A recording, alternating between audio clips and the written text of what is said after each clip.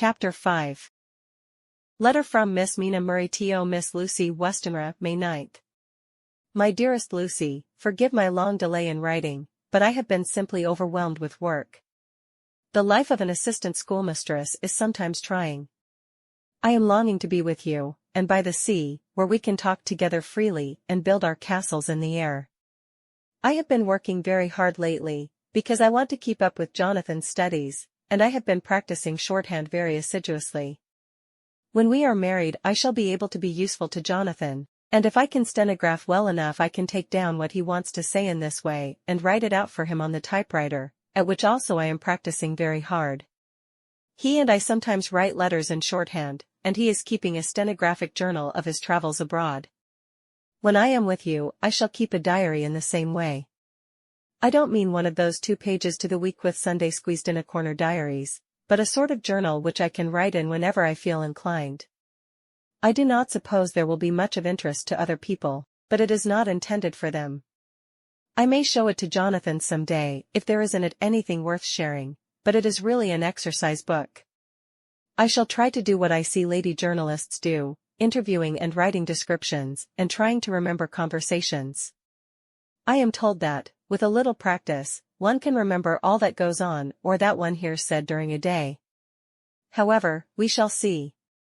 I will tell you of my little plans when we meet. I have just had a few hurried lines from Jonathan from Transylvania. He is well, and will be returning in about a week. I am longing to hear all his news. It must be nice to see strange countries. I wonder if we, I mean Jonathan and I, shall ever see them together. There is the 10 o'clock bell ringing. Goodbye. Your loving Mina. Tell me all the news when you write. You have not told me anything for a long time. I hear rumors, and especially of a tall, handsome, curly-haired man. Letter, Lucy Westenra to Mina Murray 17, Chatham Street Wednesday. My dearest Mina, I must say you tax me very unfairly with being a bad correspondent. I wrote you twice since we parted, and your last letter was only your second. Besides, I have nothing to tell you. There is really nothing to interest you. Town is very pleasant just now, and we go a great deal to picture galleries and for walks and rides in the park. As to the tall, curly-haired man, I suppose it was the one who was with me at the last pop. Someone has evidently been telling tales. That was Mr. Holmwood. He often comes to see us, and he and Mamma get on very well together. They have so many things to talk about in common. We met some time ago, a man that would just do for you, if you were not already engaged to Jonathan. He is an excellent part one, being handsome, well off, and of good birth. He is a doctor, and really clever. Just fancy. He is only 29, and he has an immense lunatic asylum all under his own care. Mr. Holmwood introduced him to me, and he called here to see us, and often comes now. I think he is one of the most resolute men I ever saw, and yet the most calm. He seems absolutely imperturbable. I can fancy what a wonderful power he must have over his patients. He has a curious habit of looking one straight in the face, as if trying to read one's thoughts. He tries this on very much with me, but I flatter myself he has got a tough nut to crack. I know that from my glass. Do you ever try to read your own face? I do, and I can tell you it is not a bad study, and gives you more trouble than you can well fancy if you have never tried it. He says that I afford him a curious psychological study, and I humbly think I do. I do not, as you know, take sufficient interest in dress to be able to describe the new fashions. Dress is a bore. That is slang again, but never mind, Arthur says that every day. There, it is all out, Mina. We have told all our secrets to each other since we were children. We have slept together and eaten together, and laughed and cried together, and now, though I have spoken, I would like to speak more. Oh, Mina, couldn't you guess? I love him. I am blushing as I write, for although I think he loves me, he has not told me so in words. But, oh, Mina, I love him. I love him. There, that does me good. I wish I were with you, dear, sitting by the fire undressing, as we used to sit, and I would try to tell you what I feel. I do not know how I am writing this even to you. I am afraid to stop, or I should tear up the letter, and I don't want to stop, for I do so want to tell you all. Let me hear from you at once, and tell me all that you think about it. Mina, pray for my happiness. Lucy. P.S. I need not tell you this is a secret. Good night again. Letter, Lucy Westenra to Mina Murray, May 24th, my dearest Mina, thanks, and thanks, and thanks again for your sweet letter. It was so nice to be able to tell you, and to have your sympathy. My dear, it never rains but it pours. How true the old proverbs are. Here am I, who shall be 20 in September, and yet I never had a proposal till today, not a real proposal, and today I had 3. Just fancy. 3 proposals in one day. Isn't it awful? I feel sorry, really and truly sorry, for 2 of the poor fellows. Oh, Mina, I am so happy that I don't know what to do with myself. And 3 proposals. But, for goodness sake, don't tell any of the girls, or they would be getting all sorts of extravagant ideas, and imagining themselves injured and slighted if in their very first day at home they did not get 6 at least. Some girls are so vain. You and I, Mina dear, who are engaged and are going to settle down soon soberly into old married women, can despise vanity. Well, I must tell you about the 3, but you must keep it a secret, dear, from everyone except, of course, Jonathan. You will tell him, because I would, if I were in your place, certainly tell Arthur. A woman ought to tell her husband everything. Don't you think so, dear? And I must be fair. Men like women, certainly their wives, to be quite as fair as they are. And women, I am afraid, are not always quite as fair as they should be.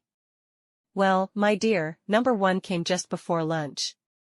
I told you of him, Dr. John Seward, the lunatic asylum man, with the strong jaw and the good forehead.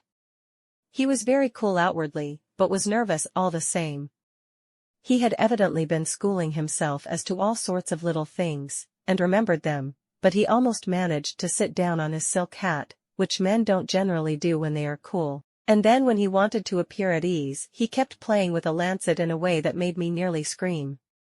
He spoke to me, Mina, very straightforwardly. He told me how dear I was to him, though he had known me so little, and what his life would be with me to help and cheer him. He was going to tell me how unhappy he would be if I did not care for him, but when he saw me cry he said he was a brute and would not add to my present trouble. Then he broke off and asked if I could love him in time, and when I shook my head his hands trembled, and then with some hesitation he asked me if I cared already for anyone else. He put it very nicely, saying that he did not want to wring my confidence from me, but only to know, because if a woman's heart was free a man might have hope. And then, Mina, I felt a sort of duty to tell him that there was someone. I only told him that much, and then he stood up, and he looked very strong and very grave as he took both my hands in his, and said he hoped I would be happy, and that if I ever wanted a friend I must count him one of my best. Oh, Mina dear, I can't help crying. And you must excuse this letter being all blotted.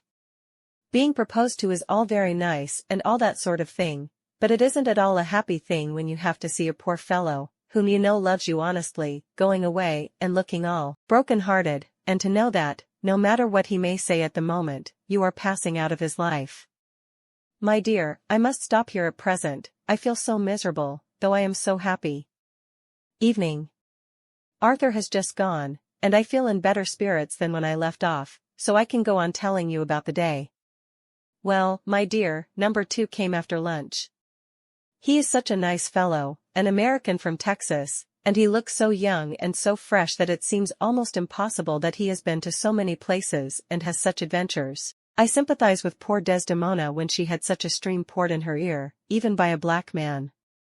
I suppose that we women are such cowards that we think a man will save us from fears, and we marry him. I know now what I would do if I were a man and wanted to make a girl love me. No, I don't, for there was Mr. Morris telling us his stories, and Arthur never told any, and yet. My dear, I am somewhat previous. Mr. Quincy P. Morris found me alone. It seems that a man always does find a girl alone. No, he doesn't, for Arthur tried twice to make a chance, and I helping him all I could, I am not ashamed to say it now. I must tell you beforehand that Mr. Morris doesn't always speak slang, that is to say, he never does so to strangers or before them, for he is really well educated and has exquisite manners, but he found out that it amused me to hear him talk American slang, and whenever I was present, and there was no one to be shocked, he said such funny things. I am afraid, my dear, he has to invent it all, for it fits exactly into whatever else he has to say. But this is a way slang has. I do not know myself if I shall ever speak slang. I do not know if Arthur likes it, as I have never heard him use any as yet. Well, Mr. Morris sat down beside me and looked as happy and jolly as he could, but I could see all the same that he was very nervous. He took my hand in his, and said ever so sweetly, "Miss Lucy, I know I ain't good enough to regulate the fixins of your little shoes, but I guess if you wait till you find a man that is you will go join them 7 young women with the lamps when you quit. Won't you just hitch up alongside of me and let us go down the long road together, driving in double harness?" Well, he did look so good-humored and so jolly that it didn't seem half so hard to refuse him as it did poor Dr. Seward. So I said, as lightly as I could, that I did not know anything of hitching, and that I wasn't broken to harness at all yet. Then he said that he had spoken in a light manner, and he hoped that if he had made a mistake in doing so on so grave, so momentous, an occasion for him, I would forgive him. He really did look serious when he was saying it, and I couldn't help feeling a sort of exultation that he was number 2 in one day. And then, my dear, before I could say a word he began pouring out a perfect torrent of lovemaking, laying his very heart and soul at my feet. He looked so earnest over it that I shall never again think that a man must be playful always, and never earnest, because he is merry at times. I suppose he saw something in my face which checked him, for he suddenly stopped, and said with a sort of manly fervor that I could have loved him for if I had been free. "Lucy, you are an honest-hearted girl, I know. I should not be here speaking to you as I am now if I did not believe you clean grit, right through to the very depths of your soul. Tell me, like one good fellow to another, is there anyone else that you care for? And if there is, I'll never trouble you a hair's breadth again, but will be, if you will let me, a very faithful friend." My dear Mina, why are men so noble when we women are so little worthy of them? Here was I almost making fun of this great-hearted, true gentleman. I burst into tears. I am afraid, my dear, you will think this a very sloppy letter in more ways than one, and I really felt very badly. Why can't they let a girl marry 3 men, or as many as want her, and save all this trouble? But this is heresy, and I must not say it. I am glad to say that, though I was crying, I was able to look into Mr. Morris' brave eyes, and I told him out straight. Yes, there is someone I love, though he has not told me yet that he even loves me. I was right to speak to him so frankly, for quite a light came into his face, and he put out both his hands and took mine. I think I put them into his, and said in a hearty way, "That's my brave girl. It's better worth being late for a chance of winning you than being in time for any other girl in the world. Don't cry, my dear. If it's for me, I'm a hard nut to crack, and I take it standing up. If that other fellow doesn't know his happiness, well, he'd better look for it soon, or he'll have to deal with me. Little girl, your honesty and pluck have made me a friend, and that's rarer than a lover. It's more selfish anyhow. My dear, I'm going to have a pretty lonely walk between this and kingdom come. Won't you give me one kiss? It'll be something to keep off the darkness now and then. You can, you know, if you like, for that other good fellow, or you could not love him, hasn't spoken yet." That quite won me, Mina, for it was brave and sweet of him, and noble too, to a rival, wasn't it? And he's so sad, so I leant over and kissed him. He stood up with my 2 hands in his, and as he looked down into my face, I am afraid I was blushing very much. He said, "Little girl, I hold your hand, and you've kissed me, and if these things don't make us friends nothing ever will.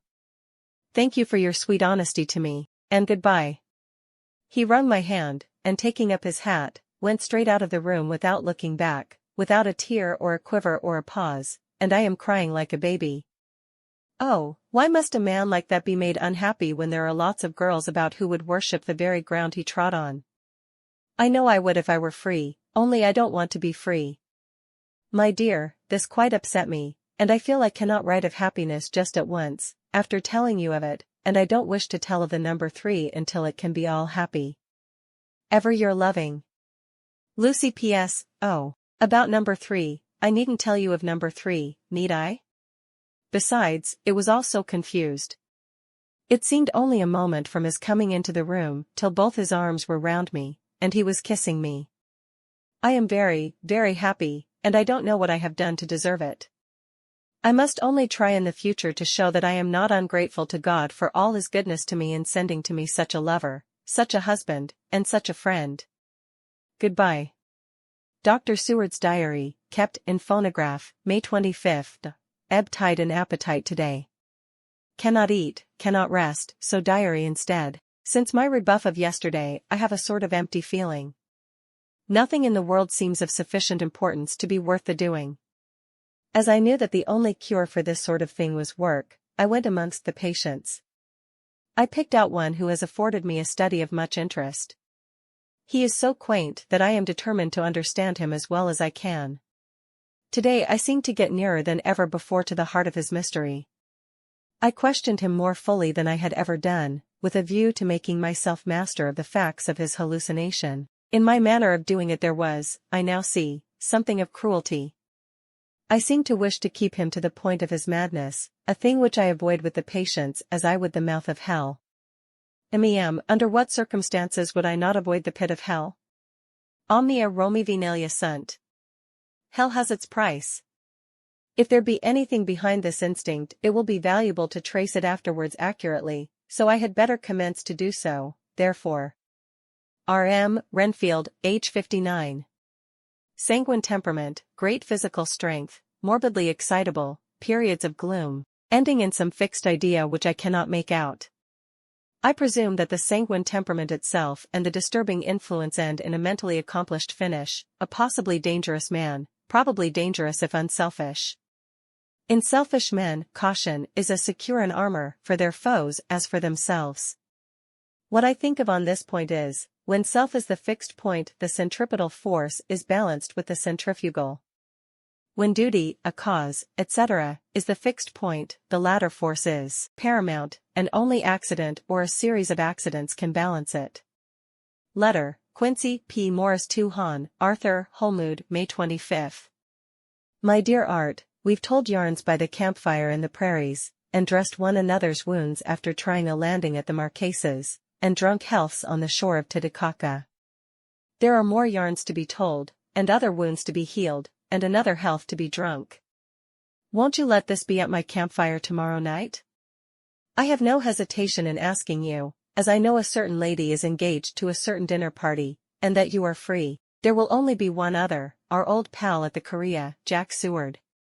He's coming, too, and we both want to mingle our weeps over the wine cup, and to drink a health with all our hearts to the happiest man in all the wide world, who has won the noblest heart that God has made and best worth winning. We promise you a hearty welcome, and a loving greeting, and a health as true as your own right hand. We shall both swear to leave you at home if you drink too deep to a certain pair of eyes. Come.